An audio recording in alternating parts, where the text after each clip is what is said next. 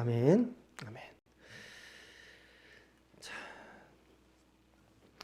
우리가 오늘 예수 세 번째 시간이고 인물 설교로 쉬운 두 번째 시간입니다. 쉬운 두 번째. 예수님은 나에게 무엇을 요구하시는가? 예수님께서 여러분들에게 무엇을 요구하실까요? 얼른 생각해 보세요. 예수님께서 여러분들에게 요구하는 게 있어요, 여러분. 뭘 요구하실까요? 봉투 그런 거 아닙니다. 자, 우리가 오늘 예수님에 관한 인물 설교를 지금 세 번째 시간으로 펼치고 있고, 오늘 예수님 마지막 시간인데요. 우리 잠깐 좀 정리를 해보겠습니다. 앞서서 우리가 같이 또 나눴던 이야기들, 벌써 오늘 3주 차니까, 첫째 주에, 1주 차에 무슨 얘기 했어요? 예수님은 누구신가에 대한 이야기를 했어요. 예수님 누구냐는 거죠. 누구냐? 예수님의 가르침, 예수님이 보이신 실천, 그분의 행동이죠. 행동, 섬김에, 그리고 본인 스스로가 내가 누구다라고 말씀하신, 무려 요한복음에서는 예수님의 7가지 자기 선언들이 있었잖아요. 예수님이 직접 말씀하신 내가 누구다, 스스로가 하나님이라고 말씀하셨단 말이죠. 그것은 분명히 여러분 둘 중 안에 하나예요. 선택지가 많이 없어요. 내가 하나님이야 라고 말한 사람은 둘 중 안에 하나예요. 지금도 마찬가지고 예수님 시대에 내가 하나님이다. 주님 말씀하셨죠. 둘 중 안에 하나 뭡니까? 이상한 사람, 머리 이상한 사람, 미치광이 잘못된 이상한 사람. 두 번째, 진짜 하나님. 진짜 하나님. 이 두 선택지 이외에는 없거든요.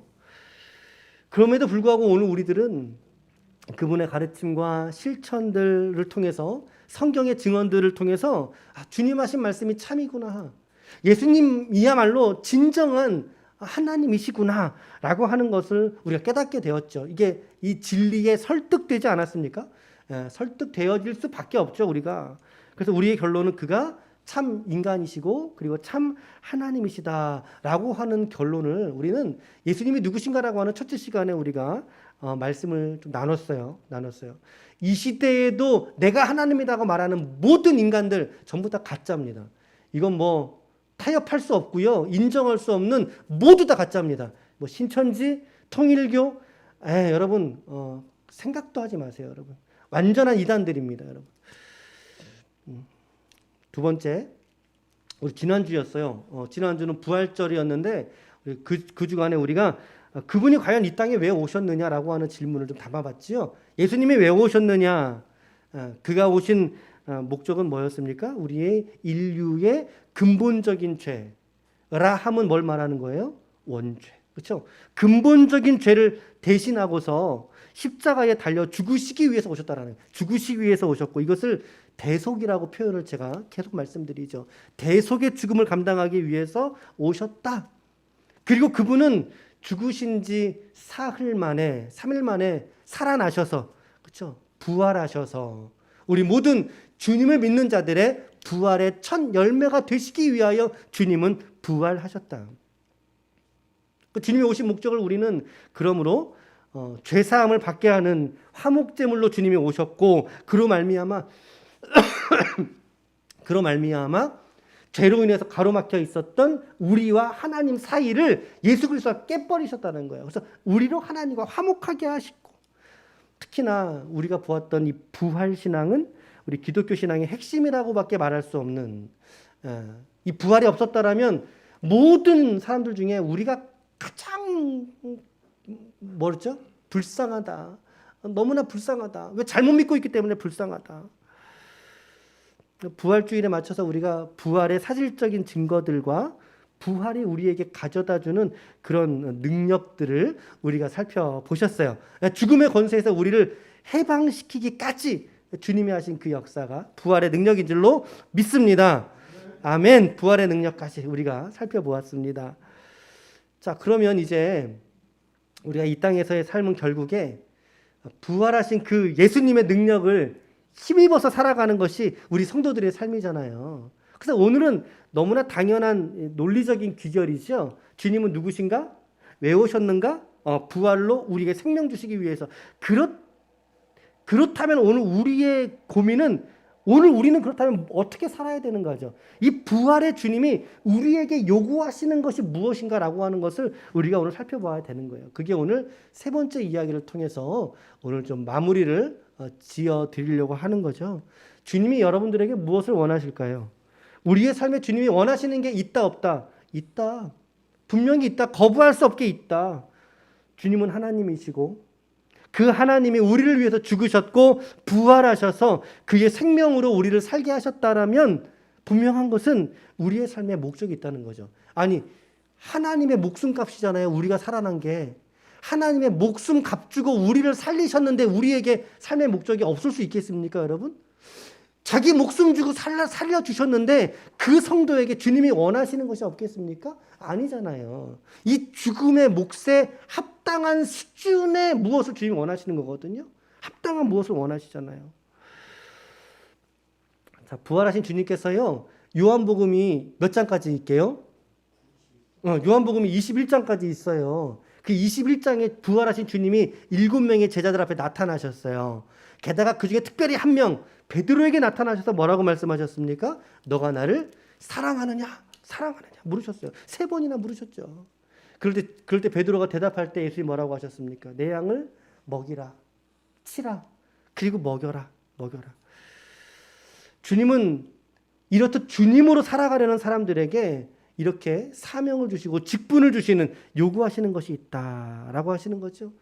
특히나 주님께서 우리에게 무언가 요구하실 때 우리에게 사실은 그냥 요구하시는 게 아니에요.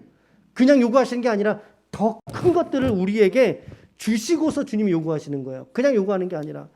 자, 우리가 5구절 정도를 찾아볼 텐데, 자, 여러분들이 앞에 있는 화면들을 잘 보시면 되겠어요. 주님이 우리에게 주고자 하시는 5가지, 이거는 뭐 압축이고 요약입니다. 5가지가 아닌데 더 훨씬 더 많지만 5가지만 압축시켜 본 거예요. 자, 첫 번째는 주님이 우리에게 무엇 주시기 원하느냐? 시작. 갈증과, 그렇죠. 영적인 갈증과 목마름, 주림을 채워주길 원하신다라는 거예요. 말씀 시작. 예수께서 이르시되 나는 생명의 떡이니 내게 오는 자는 결코 줄이지 아니할 터이요 나를 믿는 자는 영원히 목마르지 아니하리라. 여러분 동의하십니까? 예수님이 생명의 떡이세요. 아니 왜 수많은 비유 중에 떡이라고 이거는 이제 원문에는 빵인데 왜 빵이라 떡이라 왜 말씀하셨을까요? 줄인 거 채워주잖아요. 줄인 거 채워주시잖아요. 이렇듯 주님께서는 영적인 갈증, 육체적 갈증만이 아니라 영적인 갈증과 줄임을 채워주시는 분이시다는 거죠. 우리 오병이어 같은 사건들이 대표적인 거죠. 주님께서 목마른 자, 배고픈 자들을 채워주신 사건들. 그런데 영적인 것은 육체적인 것만이 아니라 주님은 영적인 것을 채워주시는 분이시다 라고 하는 말씀을 우리에게 주셨어요. 떡과 물로 표현되어지는 저 말씀 말입니다. 자, 첫 번째 주님의 약속이시고 채워주고자 하시는 것이고, 자, 두 번째는 이거죠. 두 번째 같이 한번 읽어볼게요. 시작. 삶의 근본적인 목적, 의미, 방향성을 우리 주님이 주시고자 한다는 거예요. 삶의 목적을, 그 의미를 깨닫게 하신다는 거죠. 자, 말씀 요한복음 8장 12절 시작. 예수께서 또 말씀하여 이르시되 나는 세상의 빛이니 나를 따르는 자는 어둠에 다니지 아니하고 생명의 빛을 얻으리라. 여기서 어둠에 다니지 아니한다 그랬어요. 무슨 말입니까? 갈 길 몰라 한다는 거죠. 우둔하다는 거죠. 깨닫지를 못한다는 거죠. 생명의 빛을 얻으리라. 예수의 부활을 추앙하는 사람들, 예수님의 부활을 마음속 깊이 믿는 사람들에게 오늘 주님은 그에게 빛을 쏘여주셔서 그들이 갈 방향, 살아야 될 목적, 인생의 의미들을 깨닫게 하신다. 내가 어디서 와서 왜 살고 어디로 가는지를 알게 하시는 그분이 바로 우리 주님의 하시는 일이라는 거예요. 두 번째. 자, 그리고 이제 세 번째도 있어요. 세 번째. 시작. 만족과 평안, 그리고 자유와 꿈. 자유와 꿈? 연결이 되실까요? 시작. 내가 문이니 누구든지 나로 말미암아 들어가면 구원을 받고 또는 들어가며 나오며 꼴을 얻으리라. 구원을 받고 또 들어가며 나오며, 저는 이 구절이 묵상이 되더라고요. 들어가며 나오며 자유를 주시는 거죠. 그리고 삶의 평강을 주시는 거죠. 그리고 자유를 주지 않습니까? 들어가며 나오며 하나님께서 우리에게 꼴을 채워주신다. 자, 그리고 이제 네 번째로도 정리해 볼게요. 네 번째는 뭘 주십니까? 주님께서 생명을 주세요. 특별히 더할 나위 없이 자기 생명을 주세요. 그에게 남의 생명 갖다가 주는 게 아니라 자기를 드리는 생명을 주시는 거예요. 자, 이 말씀도 읽어볼게요. 시작. 나는 선한 목자라. 선한 목자는 양들을 위하여 목숨을 버리거니와. 주님께서 죽어주셨잖아요. 십자가의 죽으심으로 자기 생명을 우리에게 주지 않으셨습니까? 주님께서 우리에게 무언가 요구하시기 전에 먼저 우리에게 주신 게 훨씬 더 많은 분이시라는 거예요. 자, 다섯 번째. 시작. 세상에 어떤 좋은 것보다 더 좋은 것을 우리 주님이 여러분들에게 주신다는 거죠. 우리들에게 주신다는 거죠. 이런 말씀이 있단 말이죠. 시작. 예수께서 이르시되 나는 부활이요 생명이니 나를 믿는 자는 죽어도 살겠고 무릇 살아서 나를 믿는 자는 영원히 죽지 아니하리니 이것을 내가 믿느냐. 무엇을 주시겠다는 겁니까? 부활과 생명을 주시겠다. 여러분, 이보다 더 좋은 게 있나요? 이 세상에서. 부활과 생명보다 이 세상에서 이보다 더 값지고 이보다 더 소중한 것이 있나요, 여러분? 예, 이걸 누가 주세요? 우리 주님이 여러분들에게 주시는 거라고요. 우리 주님께서 오늘 나에게 주시는 이 세상의 어떠한 것보다 비견할 수 없을 정도로 너무나 소중하고 귀한 것을 우리 주님께서 저와 여러분들에게 주시는 줄로 믿습니다. 아멘. 분명히 그분께서 우리에게 주시는 것은 이 세상적 기준, 이 세속적 가치관에서의 좋은 것을 주시는 것이 아니라 영적인 것, 신령한 것, 변하지 않는 것, 그리고 영원한 것, 자기 자신.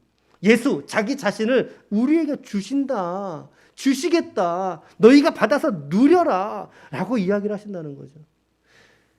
그러기에 어찌 이 예수를 믿는 우리 성도들의 삶이 어찌 부요하지 않을 수 있겠습니까? 어찌 풍성하지 않을 수 있겠습니까, 여러분? 어찌 풍성하지 않을 수 있겠어요? 성경에 증언이 이토록 있는데, 근데 중요한 것이 뭐냐면 이 주님의 말씀들이 우리 마음속에 와서 쿵 하고 부딪혔을 때 내 속으로 얼른 들어와서 내게 돼야 되는 거죠. 내 실제가 되고 내 고백이 돼야 되는데 이 말씀들이 다가올 때 쿵 하고 부딪혀서 튕겨 나가져 버려요. 튕겨 나가버려요. 아, 목사님은 저에게 성경이니까 저렇게 얘기하셨겠지. 우리가 이것을, 이 말씀들을 우리가 믿음의 두 손으로 수납하고 받아들여야 되는데, 우리 마음 속으로 받아들여야 되는데, 이 마음에 문이 있거든요. 이게 빗장이 걸어져요, 빗장이. 누구도 열 수 없는 거라, 이 마음의 빗장이. 이 문이 세 개의 빗장으로 꽉꽉꽉 걸려져 있어요. 세 개의 빗장으로. 우리가 이 말씀이 실제가 되지 못하게 우리를 막고 있는 것, 이 말씀을 내가 수용하지 못하게 막고 있는 것이 무엇인가?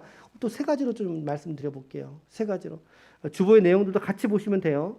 자, 첫 번째 빗장은 이거예요. 첫 번째, 우리 마음을 하나님 말씀이 우리 가운데 실제가 되지 못하도록 막는, 우리 마음을 닫아놓는 빗장. 첫 번째 빗장 어떤 겁니까? 시작. 자기의 중심적인 이기심이라고요. 자기 중심적인 이기심. 말씀해 보니까 누가복음 9장 23절 우리가 정말 많이 암송했고 우리가 같이 나눴던 구절이네요. 또 무리에게 이르시되 아무든지 나를 따라오려거든 자기를 부인하고 날마다 자기 십자가를 지고 나를 따를 것이니라. 예, 어떤 빗장이겠어요? 그러니까 나를 부인하지 못하는 거죠. 왜 부인하지 못할까요? 아직까지 남아있는 내 속의 인간적인 욕심들, 내 거짓된 과거들의 자아의 욕심들, 그것이 십자가에 못 박히지 못하는 거예요. 아직까지도 내 안에서 시퍼렇게 살아있는 거예요. 자기중심적인 사고, 인본주의적인 생각과 가치관에 매여 있어서 결국에 나를 부인하지 못하게 하는 거죠. 내가 부인되지 않으니까 어떻게 됩니까? 예수님의 말씀을 받을 수가 없는 거예요. 받을 수가 없는 거예요. 자기 부인과 자기 십자가라고 하는 것은 철저한 자기 희생을 말하지 않겠어요. 사회 속에서의 희생을 말하죠. 사회 속에서의 희생, 가정에서의 희생, 그리고 교우 관계에서의 희생과 친구 관계에서 내가 주님의 이름으로 말미암아 결단한 희생들, 이게 필요하다는 거예요. 왜? 그것이 희생되어질 때 주님의 말씀이 나에게 실제가 되기 때문에. 첫 번째에 우리의 마음을 닫는 빗장, 그것은 이기심이다. 이기주의다. 라고 하는 말씀을 드리고 싶고, 또 두 번째가 있죠. 자, 두 번째는 이거예요. 어떤 게 있습니까? 나의 마음을 닫는 빗장이 왕의 자리를 포기하지 못하는 거죠. 왕권, 내 인생에 대한 내 주권을 내려놓지 못하는 거예요. 자, 요한복음 10장 27절 그리고 28절은 이렇게 말해요. 시작.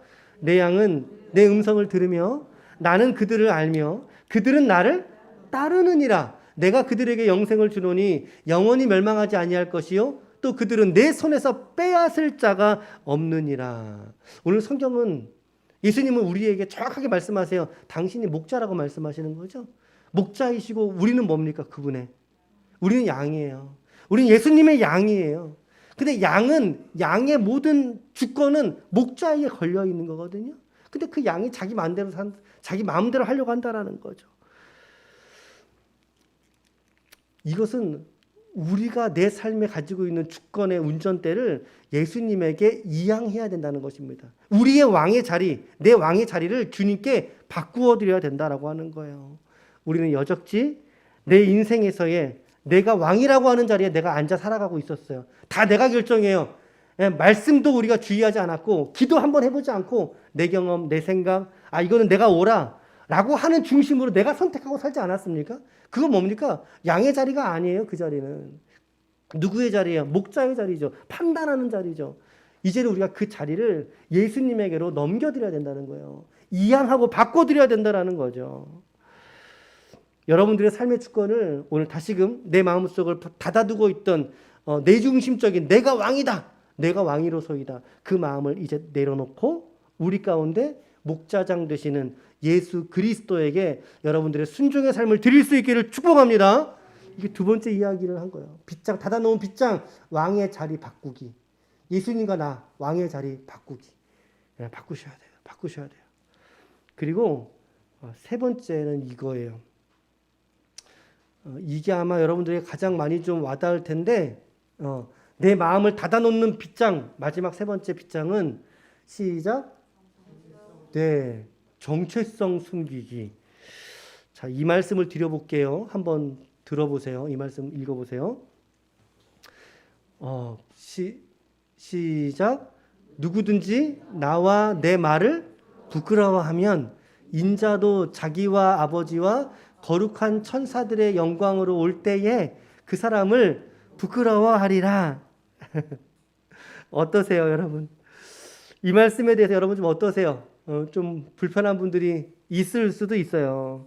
세 번째 빗장은 내 정체성을 감추는 거예요. 그게 우리의 빗장인 거예요. 그걸 열어야 돼요. 야, 나 교회 다녀. 나 예수 믿어. 나 그리스도인이야. 라고 하는 게 이걸 막 드러내는 게 사실 목사도 쉽지 않을 때가 있어요. 어쩔 때는 어느 자리에 가면 직업란에다가 목사 쓸 때 이걸 써야 되나? 고민할 때가 있어요. 뭐 하물며 목사도 그런데 또 우리 성도분들의 삶은 또 어떠시겠어요? 더욱더 세상과 연결되어져 있는 여러분들의 삶은 어떠시겠어요? 특히나 예수 믿은 지 얼마 되지 않은 사람들, 그분들에게는 내가 그리스도인인가? 라고 하는 것에 있어서 좀 주저함이 있을 수 있지요. 근데 이것이 초신자만의 문제가 아니라는 사실입니다. 이것이 오래되었어도 뭐 10년을 믿었어도 내가 세상에 나아가서 나 그리스도인입니다 라고 손들고 기준 이리 모이세요 라고 말할 수 없는 사람들도 너무나 많이 있다는 거예요. 자기 정체성을 이 고백을 드러내지 못하는 성도가 분명히 있죠. 사회 속에서 특히나 우리가 직업 속에서 직업 윤리 속에서 또 우리가 가정 공동체 속에서 우리가 내가 누군가라고 하는 것을 드러내지 못하는 그런 경우가 있어요. 성경은 오늘 뭐라고 말합니까? 오늘 이 말 제 말씀 아니에요. 이 말씀이 예수님 말씀이에요. 직접 합법으로 하신 주님의 말씀이에요. 너가 나와 예수님과 내 말을, 그러면 나는 뭐고 내 말은 뭐겠어요? 나는 예수님에 대한 이야기죠. 내 말은 뭐겠어요? 내 말은 뭐겠어요? 성경이라고요, 여러분. 성경. 예수님과 이 성경의 말씀들조차를 너가 부끄러워하면, 즉 너의 정체성이 너의 삶에서 당당하게 나타나지 않으면 주님이 다시 이 땅에 오실 때, 재림주로 오실 때에 나도 너를 부끄러워. 너가 이름은 가졌으나 나는 너 잘 모르는데. 그럴 수 있다는 거예요. 이게 얼마나 또 두려운 말씀 아닙니까, 여러분? 두려운 말씀 아닙니까? 저는 제가 주님 앞에 이렇게 될까 봐 두려울 때가 있어요. 주님 오시는 그날 주님이 나를 모르신다 하면 어떡하지? 아니면 주님 오시는 그날 여러분 목사 10년 20년을 해도 주님께 올라가서 책망받으면 이거 아무런 짝이 없는 겁니다. 짝이 없는 거예요. 내가 그렇게 되면 어떡하지? 여러분들에게 이 고민이 있길 바라요. 여러분들에게 이 반성이 있길 바라고 내가 이 세상을 살아갈 때 정말 예수와 우리 신앙이죠. 우리 신앙을 내가 부끄러워하지 아니하고 당당하게 말할 수 있는, 드러낼 수 있는 그런 삶을 살아가시라는 거죠. 한번 드러내 보면 달라져요. 내 신분과 정체성이 딱 나타나면 뭔가 달라져요. 예, 뭔가 달라지죠. 적어도 내 품성이, 그 공동체의 내 품성, 내 품새, 행동거지죠. 그리고 내 말과 행동, 이것이 달라져요. 예수 믿는 사람다워지려고 하는 그 모습이 우리 가운데 거룩한 부담처럼 다가와요. 이것을 말하는 게 중요하다니까요. 이것을 말하고 증거할 때 비로소 우리의 빗장이 싹 열려버리는 거예요. 마음의 빗장이 열려버리는 거예요. 우리의 마음을 닫아놓고 있는 이 세 가지의 빗장들, 오늘 우리가 활짝 열어 제끼고 우리가 믿음의 주요, 우리 주님을 바라보는 그리스도인으로서 여러분들의 삶의 자리에서 담대하게 드러날 수 있기를 축복합니다. 아멘. 그렇기 때문에 이 빗장을 열어 제낄 때 우리는 비로소 이 세상 속에서 새로운 피조물로서의 삶을 그제서야 비로소 살아갈 수 있게 되는 거예요. 그제서야 살아갈 수 있게. 혹시 더우세요? 괜찮으세요? 자, 이제 본문 연결을 이렇게 좀 넘어가 볼게요. 자, 우리가 오늘 본문에 5장 14절부터 19절 읽었는데 14절부터 16절은 예수님의 죽으심과 부활에 관한 이야기를 해주고 계시죠. 우리 오늘 읽은 본문에. 자, 그러므로 17절부터 19절은 그 부활의 주님을 받고 믿고 고백한 사람이 과연 어떤 존재냐라고 하는 것을 증거하고 있으니, 자, 17절을 같이 읽겠습니다. 시작. 그런즉 그리스도 있으면 새로운 피조물이라, 이전 것은 지나갔으니 보라 새 것이 되었도다. 새로운 피조물이라고 말해요. 여러분, 우리들은 피조물이에요. 피조물. 다시 말하면 분명한 목적 속에서 하나님의 말씀으로 창조된, 하나님의 형상으로 창조된 자들이 저와 여러분들이라는 거죠. 새로운 피조물.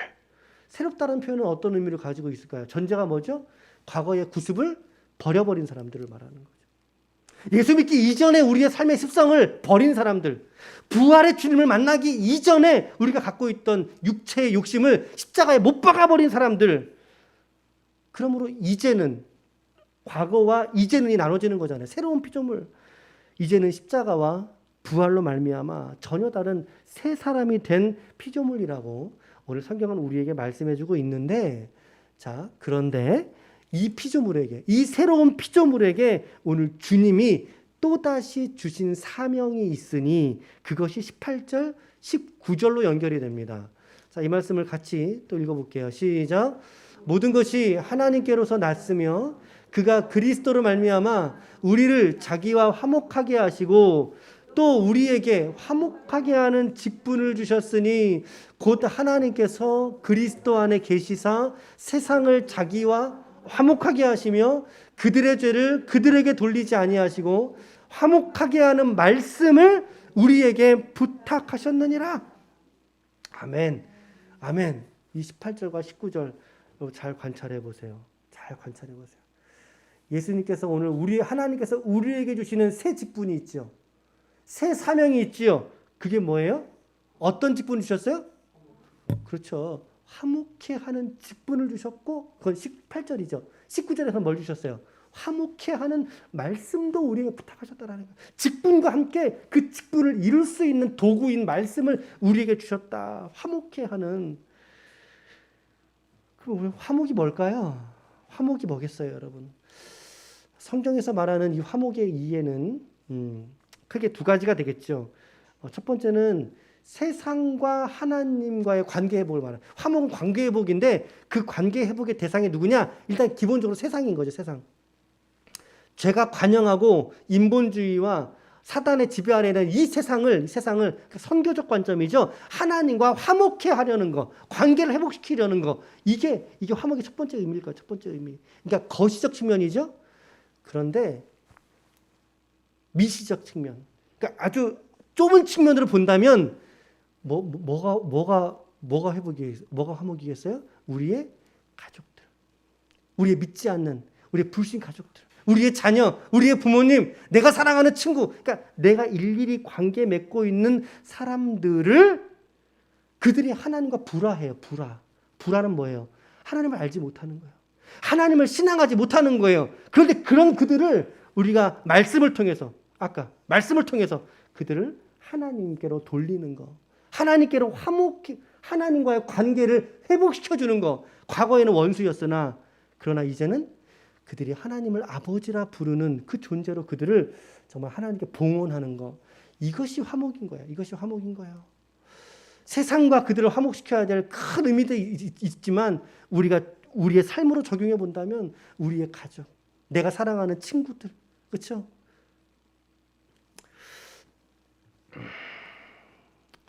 어떤 분들은 이제 목사님 저 그런 거 잘 못해요. 저 시키지 마세요. 라고 말씀하실 수도 있고 근데 여러분 그렇지는 않아요. 이것은 내가 이 사람과 막 관계를 막 회복시켜 주려고 막 발버둥 치고 노력하면 노력할수록 힘들어지는 면이 없지 않아 있어요. 그렇죠? 근데 오히려 여러분 그것을 목적 삼는 게 아니라 내가 어떤 존재가 되어야 되는가라고 하는 내 자신이 하나님께서 원하시는 성도의 모습을 회복해 나가려고 노력하다 보면 이 화목은 자연적으로 이루어지는 거예요. 중요한 게 뭔지 아세요? 이걸 이루려고 하는 것보다 중요한 것은 내가 어디 속에서 발견돼야 되느냐, 내가 어떤 사람으로 발견돼야 되느냐, 내가 예수 안에 있느냐 없느냐, 이게 더 중요한 기준이 되고 있다는 것입니다. 계시록 3장 20절은 이렇게 말하지요. 볼지어다 내가 문 밖에 서서 두드리노니 누구든지 내 음성을 듣고 문을 열면 내가 그에게로 들어가 그로 더불어 먹고 그는 나와 더불어 먹으리라. 우리가 예수님과 함께 더불어 먹고 마시고 누린다면 우리의 삶에서의 이 화목해 되는 직분, 이거 감당하는 게 이게 부담이 되겠습니까? 아니라는 거예요. 자연스러운 우리의 일상과 삶의 모습이 된다라는 거죠. 요한복음 15장 4절 5절은 역시 이렇게 말합니다. 같이 읽을게요. 시작. 내 안에 거하라. 나도 너희 안에 거하리라. 가지가 포도나무에 붙어 있지 아니하면 스스로 열매를 맺을 수 없음 같이 너희도 내 안에 있지 아니하면 그러하리라. 나는 포도나무요 너희는 가지라. 그가 내 안에 내가 그 안에 거하면 사람이 열매를 많이 맺나니 나를 떠나서는 너희가 아무것도 할 수 없음이니라. 아멘. 계시록 3장 말씀, 요한복음 15장 말씀 종합해보면 중요한 건 뭐라는 거예요? 중요한 건 뭐라는 거예요? 우리의 마음의 빗장을 여는 거 중요하죠. 그리고 더 하나 중요한 것은 우리가 예수 그리스도 안에서 발견되려고 애쓰는 거예요. 그리스도 안에서 머물려고 애쓰고 노력하는 것. 지금 온통 그 말씀을 전해주고 있는 거 아닙니까? 우리들에게. 예수 안에 있는 삶, 예수 안에 머무르는 삶. 잠깐 스쳐 지나가는 게 아니라 머무르는, 이걸 뭐라고 표현했어요? 제가 상주한다라고 표현했잖아요. 상주하는 그 삶, 주님이 우리 안에 주님이 상주하는 그 삶, 애쓰는 거, 노력하는 거 우리에게 필요하다는 거죠. 몸부림치는 거 필요하다는 거죠. 그래서 예수께서 승천하실 때에 제자들에게 보내주신다라고 약속하신 게 누구세요? 그분이 누굴 약속하신 거예요? 예수님께서 성령 하나님을 그래서 약속하신 거예요. 성령 하나님을 우리가 스스로 이 일을 이룰 수 없기 때문에 성령을 보내주셨다고요. 내가 너희에게 실상을 말하노니 내가 떠나가는 것이 너희에게 유익이라. 내가 떠나가지 아니하면 보혜사가 너희에게로 오시지 아니할 것이요 가면 내가 그를 너희에게로 보내리니. 그러나 같이요. 시작. 그러나 진리의 성령이 오시면 그가 너희를 모든 진리 가운데로 인도하시리니. 아멘. 그러므로 우리의 믿음과 우리의 신앙 색깔이 우리의 뜻대로 잘 안 돼요. 생각처럼 안 된다고요.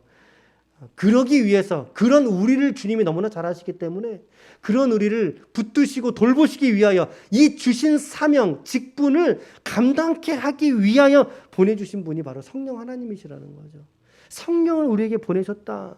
그리고 그 성령으로 인해서 우리 가운데 열매를 맺게 하시는 삶을 살아갈 수 있도록 붙드신다는 거예요. 이걸 성령의 열매라 그러죠. 성령의 9가지의 열매. 자, 이거 언제고 우리가 암기 과목으로 문제가 나올 법한 내용인데 우리 같이 한번 우리 성령의 열매에 대해서 읽어보겠습니다. 시작. 오직 성령의 열매는 사랑과 희락과 화평과 오래 참음과 자비와 양성과 충성과 온유와 절제니 이 같은 것을 금지할 법이 없느니라. 아멘. 아멘. 성령의 열매. 오늘 우리의 결론이죠. 결론에 도착을 하신 거예요, 여러분. 부활하신 주님께서, 그리고 그 부활의 주님은 승천하셨죠. 승천하신 주님께서 우리에게 주신 것은 보혜사 성령을 보내주셨고, 그 성령으로 인침받아 이 땅을 살아가는 성도들의 삶에는 그 성령으로 말미암는 자연스러운 열매가 맺혀진다. 열매는요, 막 만드는 게 아니잖아요. 조작하는 게 아니잖아요. 포도나무에서 뭐가 열려요? 너무 어려운 문제 내드렸죠. 포도나무에서 뭐가 열려요? 포도 열려요. 배나무에서 배가 열려요. 감나무에서 감이 열려요. 여러분, 자연스러운 결과라는 거예요. 우리에게 중요한 것. 그래서 우리가 오늘 또 기도해야 되는 거죠. 기도해야 돼요. 주님 우리에게 이 성령의 열매들이 맺어져서 주님이 우리에게 요구하시는 이 열매들을 풍성하게 맺어서 나 자신을 하나님께 드리게 하시고, 그러므로 내가 화목케 하는 직분을 감당케 하여 주옵소서 라고 우리가 주님께 기도해야 된다라는 거예요. 그 기도를 요한일서 5장 14절은 이렇게 격려하고 있지 않습니까? 시작. 그를 향하여 우리가 가진 바 담대함이 이것이니 그의 뜻대로 무엇을 구하면 들으심이라. 할렐루야. 오늘 말씀의 증언입니다. 그의 뜻대로 우리가 기도하면 주님께서 들으시고 그 기도를 우리에게 선하게 응답하여 주실 줄로 믿습니다. 아멘. 아멘. 우리가 성령의 열매를 구하는 것이 어찌 주님의 뜻이 아닐 수 있겠습니까? 한번 생각해 보세요. 여러분들은 아까 말씀드렸던 그 9가지 성령의 열매 중에 어떤 열매들을 특정하여서 기도하신 적이 있으십니까? 어쩌면 우리의 관심 속에서 이 9가지 열매는 관심조차 갖지 않았을 수가 있어요. 관심조차. 오직 우리의 이 땅의 삶의 어떤 것들. 물론 그거 기도해야 되지만. 오늘 성경은 이렇게 말하죠. 그의 뜻대로 무엇이든지 구하면 주님께서 들으신다라는 거예요. 그의 뜻대로. 말씀대로. 아까 본문의 언어로 성령의 열매를 우리가 구하면. 이거 왜 안 주시겠어요? 저는 만약에 제 자녀들이 저한테 성령의 열매를 구하면 저는 막 갑절이나 주고 싶을걸요? 갑절이 뭐예요? 넘치도록 막 주고 싶을걸요? 예. 돈만 구하니까 문제지. 무슨 말씀인지 아시겠죠? 우리가 열매들을 구할 때 우리는 부활의 주님을 믿는 성도다운 삶의 열매가 자연스럽게 맺어지게 될 줄로 믿습니다. 아멘. 자, 결론을 말씀드릴게요. 결론은 오늘 우리가 말씀을 좀 많이 다녔는데, 자, 일단은 우리 첫째, 둘째, 셋째 정리하겠습니다. 첫째, 예수님은 누구신가? 오늘 이제 인물설교 시리즈 3번째 시간 마무리하는 거예요. 예수님은 누구신가? 가르침, 그분의 실천과 주장을 통해서 우리는 그분이 하나님이시다. 동의하십니까? 동의하십니까? 아멘. 예수님은 정말 하나님이시다. 뻥쟁이가 아니시다. 진짜 하나님이시다. 라고 하는 거 우리는 동의했어요. 첫 번째, 누구신가? 두 번째, 주님이 왜 오셨는가? 왜 오셨는가? 우리와 하나님 사이를 화목케 하시려고 주님이 오신 거죠. 십자가에 죽으시려고 오신 거예요. 어떤 목적을 가지고 이 땅에 죽으려고 태어난 사람은 아무도 없어요. 이 땅에. 아무도 없어요. 더 나아가서 부활의 첫 열매가 되셔서 자기를 믿는 모든 자에게, 우리 신자들에게 부활의 열매로 나타나시기 위해서 주님께서 부활의 모습을 보여주신 거예요. 죽으심과 부활의 효과에 대해서 우리는 지난 주간에 함께 살펴보셨어요. 주님이 왜 오셨는가? 대속의 죽음과 부활의 효과를 우리에게 나타내시기 위해서 오셨다. 그리고 오늘 세 번째, 마지막 시간. 주님은 우리에게 과연 무엇을 요구하고 계시는가? 여러분, 주님이 여러분들에게 요구하는 게 있어요. 진짜 있다고요. 이것은 주님이 요구하신다고요. 라고 묵상을 한 거죠. 무엇을 요구하셨냐면 첫 번째는 화목케 하는 것을 주님이 요구하세요. 여러분들에게 그 증거를 찾으셔요, 여러분. 주님께서 내가 너를 위해 십자가에 죽으셨건만 너는 적어도 화목케 하는 직분을 너가 가졌어야지. 라고 화목케 하는 개념을 우리에게 찾으신다는 거예요. 우리가 복음의 편지가 되는 거예요. 우리가 복음의 편지가 되고 우리가 십자가의 증인이 되어서 하나님을 잃어버린 사람들에게 나아가서 그들을 하나님과 관계 회복, 화목케 하는 그 사명, 직분을 오늘 우리에게 주셨다. 그 직분을 찾으신다. 감당해야 된다. 두 번째는 성령의 열매 맺는 삶을 주님은 요구하고 계신다라는 거예요. 우리가 예수님의 목숨값으로 구원받은 게 우리잖아요. 그러니까 우리의 목숨값은 보통 목숨값이 아닌 거예요. 하나님의 목숨값 아니에요. 하나님의. 그렇다면 오늘 우리에게는 이 목숨값에 비례하는 우리의 삶의 밀도와 가치와 그러한 열매들이 나타나야 되지 않습니까? 그게 바로 성령의 열매로 저는 이제 주장을 한 거죠. 말씀을 드린 거죠. 9가지 성령의 열매. 시작. 암기 못 하셨어요? 그래서 누가 지금 이렇게 얘기하는데 사랑과 희락과 화평과 오래 참음과 자비와 양성과 충성과 온유와 절제라고 하는 이 9가지의 성령의 열매. 저는 여러분들에게 열매를 구하라 하지 은사를 구하라라고 하는 이야기를 한 번도 해본 적은 없어요. 물론 은사를 인정하지만 은사는 주실 때도 있고 안 주실 때도 있거든요. 그 때로는 실망할 때도 있고 실족할 때도 있어요. 그런데 열매는 다르다고요. 열매는 성령이 내 안에 계시고 우리가 성령으로 말미암아 이 땅을 살아갈 때 여러분 사랑은 자연스럽게 드러나는 거예요. 사랑은 희락과 기쁨은 자연스럽게 나타나는 걸. 화평, 오래 참는 인내, 자비, 선을 행하는 양선, 하나님을 향하여 충성하는 충성, 그리고 성품적인 온유함들, 그리고 절제하는 그 마음들, 이거 자연스러운 거라고요. 그러니 이것을 구하시라고요, 여러분. 주님이 여러분들에게 원하시는 거, 여러분 요구하시는 거, 청구하시는 거 돈이 아니에요. 돈이 아니에요, 여러분. 물론 교회에서의 바른 헌금 생활을 가르쳐야 되죠. 하지만 그거 여러분들에게 말하지 않아도 우리 다 알잖아요. 우리 다 알잖아요. 주님의 관심은 여러분들의 호주머니가 아니에요. 여러분들의 호주머니가 아니라 여러분들의 삶의 열매를 주님이 원하신다고요. 여러분들의 삶을 원하신다고요. 내 생명 죽어가면서까지 그 목숨으로 살린 우리의 삶이라면 주님은 우리가 주님의 뜻에 합하게 잘 살아갈 수 있도록 주님이 그거 기대하지 않으시겠습니까? 그게 뭐예요? 열매 맺는 삶. 열매 억지로 만드는 것이 아니라 성령의 내주하심, 충만하심으로 자연스럽게 맺어가는 그 열매를 오늘 주님은 여러분들에게 찾고 계십니다. 요구하고 계십니다. 예, 오늘 주님 무엇 요구하시는가? 두 가지. 첫 번째, 화목해 하는 직분을 감당하길 원하신다. 요구하신다. 첫 번째. 두 번째는 뭐예요? 성령의 열매 맺는 삶을 원하신다. 이 두 가지가 오늘 주님께서 저와 여러분들에게 찾으시는, 청구하시는 것인 줄로 믿습니다. 아멘. 자, 오늘까지 3번의 시간을 통해서 우리가 나름대로는 인물 설교 섹션인데 오늘 예수님에 대한 이야기를 마무리를 해보았습니다. 누구신가? 왜 오셨는가? 그리고 나에게 요구하시는 것은 무엇인가? 아무쪼록 우리 모두가 예수님의 사람으로 여러분들 일상 속에서 드러날 수 있기를 축복합니다.